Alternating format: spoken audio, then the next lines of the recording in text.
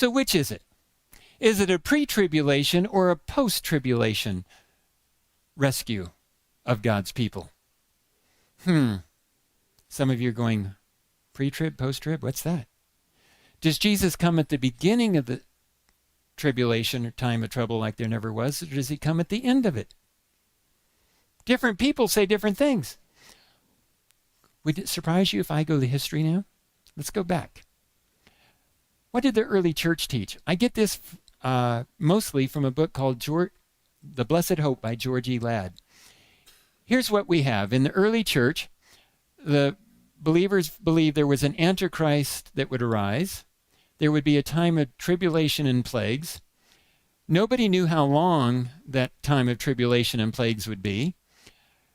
God's people, or as Israel, would be present. There would be a second coming of Christ, be visible to everyone, resurrection of the saved, God's people are rescued, and that would start the millennium. That's what the early church taught.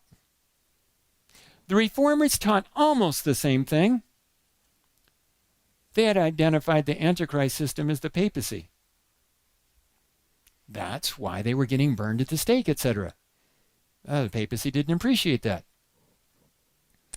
But other than that, it stayed the same. These are some of the guys that believe that down below. So what we have today, the two primary viewpoints are the historicist and the futurist. Historicist is following what the Reformers taught. There's an Antichrist developing through time. Papacy comes out of the Roman government, or Roman Empire. There's a time of tribulation and plagues. No time presence on that as far as length of time. Second coming of Christ. At that coming, it's the thief and revealing. It's visible to everyone. Resurrection of the saved. Saved go to heaven. The lost are dead. You have 1,000 years. Then the New Jerusalem comes down. That's a historicist viewpoint. Futurist. You have Jesus returning with the rapture when he comes as a thief invisibly. Resurrection of the saved is there at the rapture. The church are taken to heaven. The lost are left alive on earth wondering what happened. That's kind of like your Left Behind series.